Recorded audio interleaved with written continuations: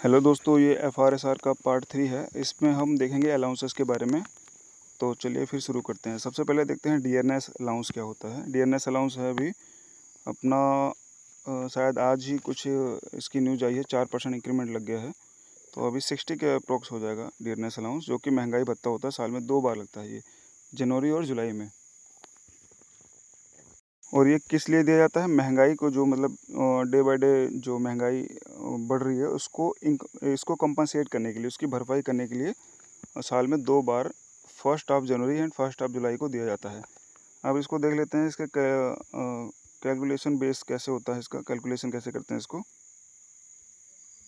इसमें थोड़ा ओल्ड चीज़ें दी गई हैं 261.42 ऐसे डिटरमाइन करने के लिए, पर ये चीज़ें नहीं है। इसको जो डियरनेस अलाउंस है इसको डिटरमाइन करता है कंज्यूमर प्राइस इंडेक्स, और इसका बेस ईयर है अभी 2016।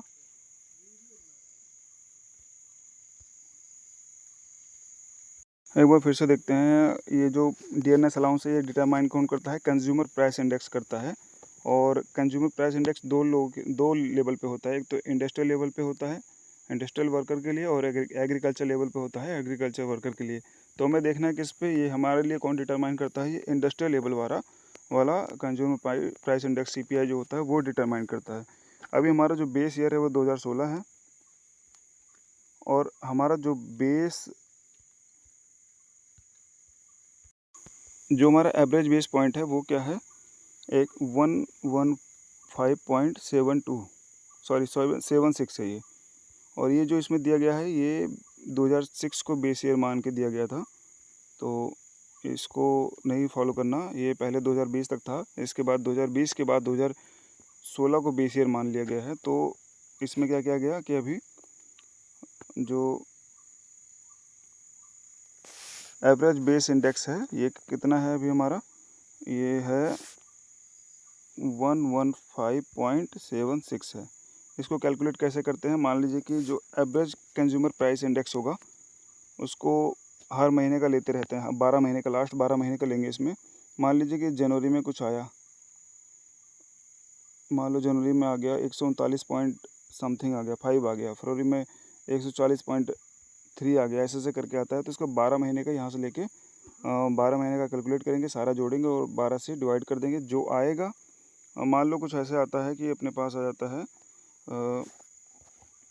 12 महीने का, मैं सपोज करता हूँ मेरे पास आ गया 139.03 आ गया।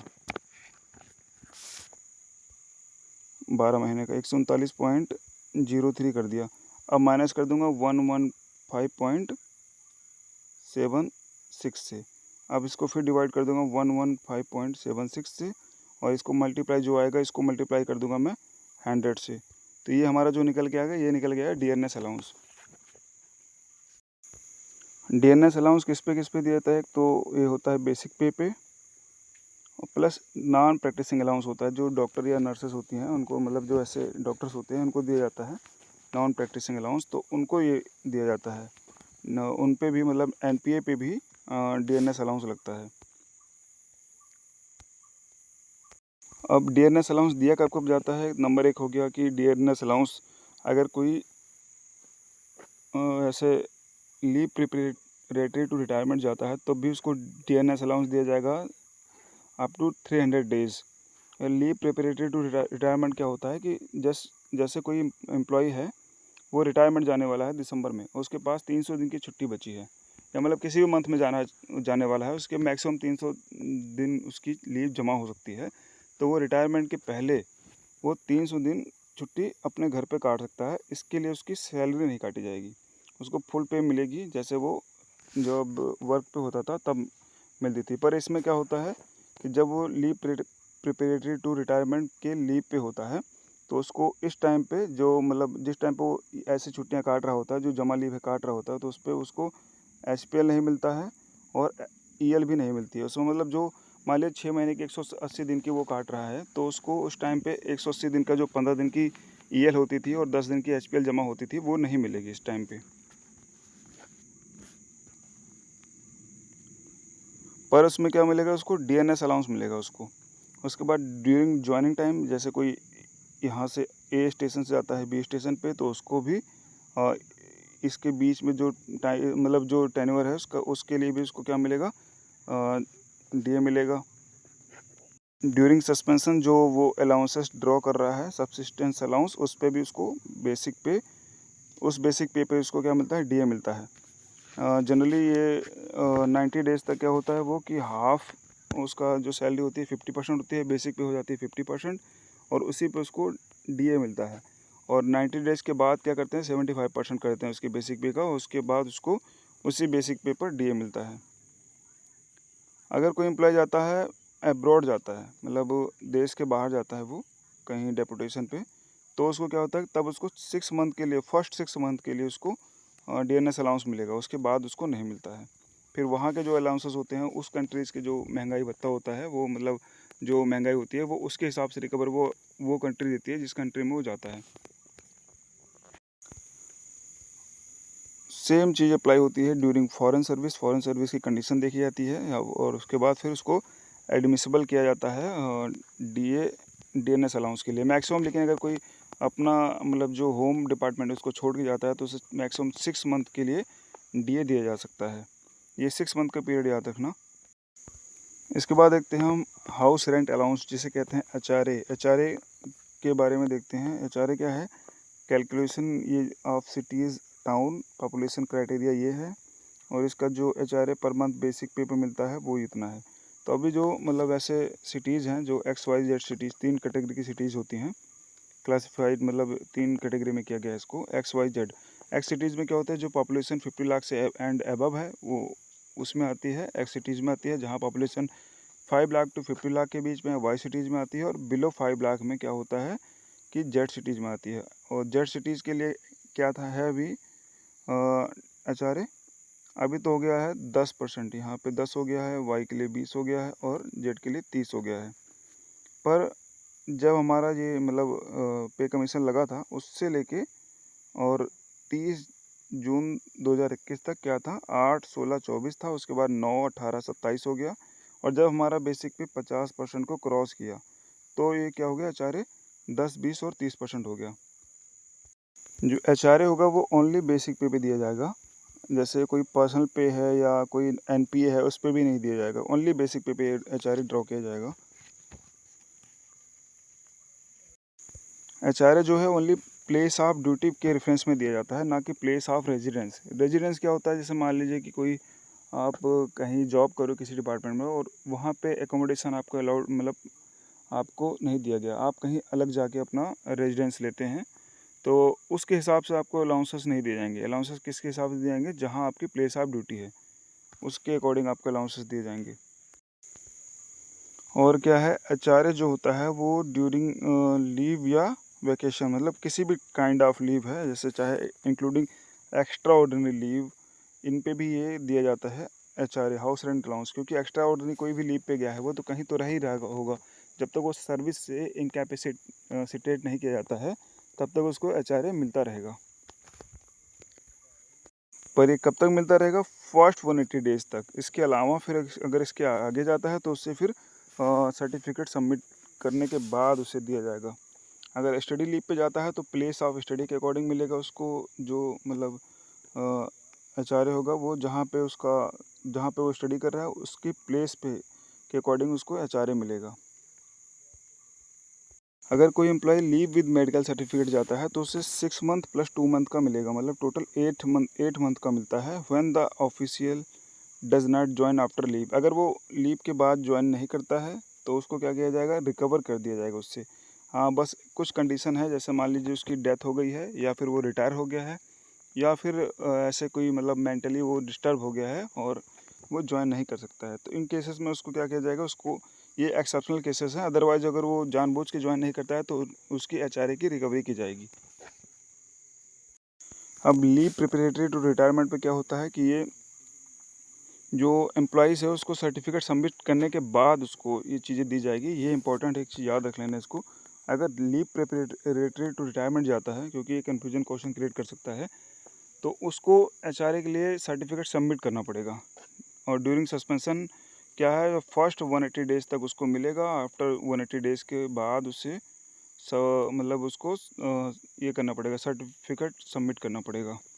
ड्यूरिंग जॉइनिंग टाइम पे जो फर्स्ट मतलब स्टेशन था, जैसे ए से वो बी में जा रहा था, तो उसको जॉइनिंग टाइम तक जब तक वो जो ड्यूरेशन है यहाँ पे उसको एक हिसाब से मिलेगा, यहाँ पहुँचने के बाद उसको यहाँ के हिसाब से मिलने लगेगा। और ड्यूरिंग डेपुटेशन टू अब्रॉड में अगर डेपुटेशन गया है तो उसको जो हेडक्वार्टर है उसके हिसाब से उसको एचआरए मिलेगा। ड्यूरिंग ट्रेनिंग इन इंडिया, जब अगर उसे डीए नहीं मिल रहा है तब उसको एचआरए दिया जाएगा। और अगर डीए वो क्या करता है कि 180 डेज से ज़्यादा के लिए ट्रेनिंग पे जाता है तब भी उसे फिर एचआरए नहीं दिया जाएगा। ड्यूरिंग ट्रेनिंग अब्रॉड इसमें भी वही कंडीशन है, अगर वो बाहर जाता है तो उसको क्या किया जाएगा, हेडक्वार्टर के बेसिस पे, जो उसका मतलब जो जहाँ पे वो पहले वर्क कर रहा था, जो होम डिपार्टमेंट है उसके हेडक्वार्टर के बेसिस पे उसको क्या मिलेगा, एचआरए मिलेगा। अगर कोई एम्प्लॉई गवर्नमेंट क्वार्टर ले लेता है या एकोमोडेशन ऐसे कुछ ले लेता है तो उसको एचआरए नहीं मिलेगा। और dispensation of no accommodation certificate for drawal of HRA. अगर कोई मान लीजिए एम्प्लॉई है, वो क्या करता है कि यहाँ पे उसने आके मतलब मान लो 15 मई को उसने क्या किया, एकोमोडेशन लिया, और उसके बाद 15 दिसंबर को उसने यहाँ से छोड़ दिया, तो इसके जो बीच का पीरियड है यहीं पे उसको एचआरए नहीं मिलेगा। उसके बाद जब वो छोड़ता है 15 दिसंबर के बाद से, तो उसको इसके प्रोपोर्शनल रेशियो में इसको करके एचआरए दिया जाने लगेगा। रिफ्यूजल ऑफ एकोमोडेशन, मान लीजिए किसी एम्प्लॉय को कोई एकोमोडेशन गवर्नमेंट क्वार्टर अलॉट किया जाता है, तो जब तक मतलब डेट ऑफ अलॉटमेंट क्या होता है, जिस डेट्स को उसको अलॉट किया गया और जिस डेट से उसने लेने से मना कर दिया क्वार्टर, उन दोनों डेट के बीच में उसको एचआरए नहीं मिलेगा। लेकिन जब रिफ्यूजल डेट के बाद से उसको एचआरए मिलने लगेगा। ये सरेंडर ऑफ एकोमोडेशन है, मतलब जिस दिन आप सरेंडर करते हैं उस डेट से आपको फिर मिलने लगेगा। Date of discontinue of HRA from the date of actual handing over, मतलब जिस दिन आप हैंडिंग ओवर करोगे आप अपना मतलब एकोमोडेशन, गवर्नमेंट एकोमोडेशन, उस दिन से भी मिलने लगेगा। और ट्रांसफ़र के केसेस में ये थोड़ा इंपॉर्टेंट है। अगर ट्रांसफ़र के केसेस में मान लीजिए स्टेशन ए पे थे आप, यहाँ पे आपने गवर्नमेंट एकोमोडेशन भी ले रखा था और आपका ट्रांसफ़र हो जाता है स्टेशन बी पे, तो अब यहाँ से आपका ट्रांसफ़र जब हो जाता है और अब यहाँ पे एकोमोडेशन मतलब क्वार्टर वगैरह ले रखे थे, फिर भी आपको 8 महीने तक एचआरए मिलेगा। ये चीज़ ध्यान रखना कि आपने गवर्नमेंट एकोमोडेशन ले रखा है फिर भी मिलेगा आपको। अगर कोई पर्सन ओनिंग हाउस है, मतलब उसका अगर खुद का घर है, तब भी उसको एचआरए मिलेगा। शेयरिंग रेंट फ्री एकोमोडेशन है, अगर मान लीजिए कोई रेंट फ्री एकोमोडेशन है, वो कोई एम्प्लॉई है उसके साथ में आप शेयर कर रहे हो, तब आपको एचआरए नहीं मिलेगा। Residing in accommodation allotted to a relative, यही भी वही सेम केस है। अगर कोई रिलेटिव आपका है उसके साथ आप रेंट फ्री एकोमोडेशन शेयर कर रहे हो तो भी आपको नहीं मिलेगा। एचआरए इज़ नॉट एडमिसिबल, यदि आपकी वाइफ या हस्बैंड कोई मतलब ऐसे गवर्नमेंट क्वार्टर अलॉट करा लेता है, गवर्नमेंट एकोमोडेशन अलॉट करा लेता है, तब क्या मिलेगा आपको, तब भी आपको एचआरए नहीं मिलेगा। इन केस अगर मान लीजिए आपका हस्बैंड या वाइफ कोई एक सिटी से में नहीं है, सेम सिटी में नहीं है, अनदर सिटी में है, तो उस केस में हस्बैंड और वाइफ दोनों को एचआरए मिलने लगेगा। डबल एचआरए के केस में क्या होता है, double HRA north east region जैसे अंडमान निकोबार हुआ, लक्षद्वीप आइसलैंड हुआ, इन रीजन्स में क्या होगा, डबल एचआरए मिलेगा। और HRA in lieu of rent free agreement, ये तो वही है। इसके बाद drawal of HRA when both husband and wife are government servant and living in hired या ओन्ड एकोमोडेशन, तो इसमें क्या होगा, किसी एक को ही मिलेगा एचआरए अगर कोई मतलब ऐसे एकोमोडेशन ले रखे हैं तो। अब टूर के केसेस में क्या होता है कि जो टूर अगर मान लीजिए कोई ऑफिशियल वर्क से कहीं जाता है तो उसको क्या मिलेगा, उसको जो एचआरए होगा वो मिलेगा उसके हेडक्वार्टर के अकॉर्डिंग मिलेगा, ना कि वो जहाँ कहीं गवर्नमेंट ऑफिशियल वर्क से जाता है तो उसके अकॉर्डिंग मिलेगा। इसके बाद देखते हैं ट्रांसपोर्ट अलाउंस क्या होता है। ट्रांसपोर्ट अलाउंस जो ऑल एम्प्लॉयज़ हैं उनको सभी को ट्रांसपोर्ट अलाउंस मिलेगा।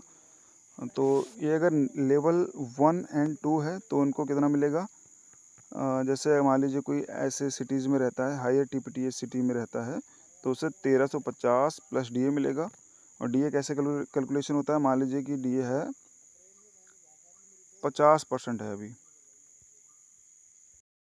तो कैसे इसको करेंगे, इसको 13.50 इंटू 50 करेंगे, तो और क्या करेंगे 1350 प्लस ये चीज़ करेंगे अगर 50% है तो। सेम अगर 1800 आपका है, मान लीजिए सपोज़ आपका डी 1800 है, ऐसी सिटीज़ में हो जहाँ पे 1800 डी मिलता है और आपका लेवल है 3 से 8 के बीच में, तो 1800 प्लस 18 इंटू जितना डीए का रेट चल रहा है अभी, डीए परसेंटेज है, उससे मल्टीप्लाई कर देंगे, वो निकल के आ जाएगा, आपका डी आ जाएगा। अब इसमें दिखा रखा है कि 1 से लेकर 2 तक के लिए अगर आप हायर क्लास सिटीज़ में हो तो 1350 प्लस डीए मिलेगा, अदर सिटीज़ में हो 900 मिलेगा। उसके बाद अगर आप 3 से लेवल 8 में हो हायर क्लास में तो 3600 और 9 एंड अबव के लिए 7200 है। इसमें क्या है कि अदर प्लेसेस में 3600 और 1800 और 900 प्लस डीए है। अगर मान लीजिए कोई एम्प्लॉई है जो लेवल 1 एंड 2 का है, उसकी बेसिक पे 24,200 क्रॉस कर हो जाती है, पर उसका प्रमोशन लेवल 3 में नहीं होता, एमएससीपी नहीं लगता है, तो क्या होगा उसको, तब भी उसको बेसिक पे मतलब इसके हिसाब से 3 यहाँ पे जो ये जो कॉलम है लेवल 3 to 8 के अकॉर्डिंग दी जाने लगेगी उसको। अब देखते हैं किन केसेस में टीपीटी नहीं मिलेगा, ट्रांसपोर्ट अलाउंस किन केसेस में नहीं मिलेगा। यदि गवर्नमेंट ने ट्रांसपोर्ट दिया है तो फिर उसको ट्रांसपोर्टेशन अलाउंस नहीं मिलेगा। यदि एम्प्लॉई कंप्लीट कैलेंडर मंथ में अब्सेंट रहता है, ये चीज़ याद रखना, अगर कोई एम्प्लॉई कंप्लीट कैलेंडर मंथ में अब्सेंट है तो उसको नहीं मिलेगा टीपीटी। और अगर मान लीजिए इस कैलेंडर मंथ में एक दिन के लिए भी वो प्रेजेंट होता है तब भी उसको मिलेगा। अगर वो टूर के दौरान पे है तो उसको क्या मिलेगा, टूर के दौरान पे अगर ट्रांसपोर्ट नो टीपीटी, इस दौरान क्या मिलता है आपको, टीएडीए मिलता है। टूर के अगर आप जाते हो किसी गवर्नमेंट ऑफिशियल वर्क के लिए जाते हो तो टीपीटी नहीं मिलेगा आपको। क्या मिलेगा उस टाइम पे, आपको मिलेगा टीएडीए, मतलब travelling allowance and DNS, daily allowance, sorry DNS नहीं, डेली अलाउंस। अब एक बचता है ट्रेनिंग। ट्रेनिंग पे अगर आप मान लीजिए यदि कोई ट्रेनिंग पे आपको ट्रांसपोर्ट फैसिलिटी नहीं प्रोवाइड की जाती है और आपको टीएडीए भी नहीं मिलता है तो क्या मिलेगा आपको, टीपीटी मिलेगा। पर इसमें भी सेम केस, अगर आप पूरे कैलेंडर मंथ अब्सेंट रहे तो तब आपको ट्रेनिंग में भी टीपीटी नहीं मिलेगा। अब देख लेते हैं ड्यूरिंग सस्पेंशन नॉट एडमिसिबल। और ट्रेनिंग के बाद अगर ड्यूटी ट्रीट किए जाते हैं तो उस केसेस में कुछ कंडीशंस लगा के टीएडीए मिल सकता है। अगर टीएडीए नहीं मिलता है तो आपको क्या मिलेगा, ट्रांसपोर्ट अलाउंस मिलेगा। और during deputation to abroad the allowance will not be admissible during the period of deputation abroad. इस केसेस में आपको नहीं मिलेगा। क्या मिलेगा इस केसेस में, अब्रॉड के केसेस में आपको हाउस रेंट अलाउंस मिलता है, प्लस क्या मिलता है, डीए मिलता है फर्स्ट 6 मंथ के लिए, लेकिन टीपीटी नहीं मिलता है। उसके बाद आता है inspection survey duty of member. ऐसे केसेस में जाते हो, अगर आप मान लीजिए किसी ऐसे सर्वे या ऐसे किसी चीज़ के मेंबर बन के जाते हैं और आप पूरे कैलेंडर मंथ में एब्सेंट रहते हो तब भी आपको टीएडीए ट्रांसपोर्टेशन अलाउंस नहीं मिलेगा। अगर कोई हैंडीकैप्ड एम्प्लॉई है तो उसको क्या होगा, उसको डबल टीपीटी मिलेगा, जो मिनिमम होगा 2250 प्लस डीए। तो ये याद रखना, डबल टीपीटी किसको मिलेगा, जो हैंडीकैप्ड एम्प्लॉय होगा, चाहे वो ऑफिस कैंपस के अंदर भी रह रहा हो तब भी उसको क्या मिलेगा, डबल टीपीटी मिलेगा। अब इसके बाद आता है special allowance for child care for women with disabilities. अगर ऐसी कोई वुमेन है वो मतलब डिसेबल है अपनी चाइल्ड केयर के लिए तो उसे पर मंथ 3000 रुपये मिलेंगे अपनी चाइल्ड केयर के लिए, बच्चे की मतलब देखभाल के लिए। और कब तक मिलेगा ये, जब तक उसका बच्चा 2 साल का नहीं हो जाता, और मैक्सिमम 2 चिल्ड्रन के लिए ही मिलेगा ये। एक चीज़ और ध्यान रखना, ये जब ये डाटा, ये जो 3000 रुपये हैं, ये तब का था जब अपना डीए जो था वो 50% से कम था। अभी डीए 50% बढ़ गया है तो 3000 में भी 50% इसका 25% का इंक्रीमेंट लगेगा। तो अभी कितना हो जाएगा ये 3000, शायद ये 3000 का कितना हो जाएगा, 3750 हो जाएगा ये अभी।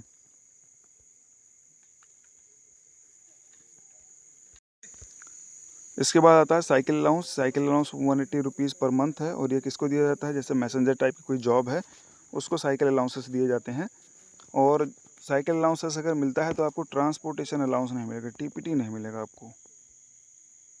इन टीपीटी किस केस में मिलेगा, अगर आप 16 किलोमीटर से ज़्यादा का मतलब ऐसे मतलब साइकिल से वर्क करते हो तो उस केस में आपको टीपीटी मिलेगा, अदरवाइज़ आपको नहीं मिलेगा। इसके बारे में आप यहाँ पे देख सकते हैं। और बाकी के अलाउंसेस हम नेक्स्ट वीडियो में कवर करेंगे। तब तक के लिए सभी को राम राम।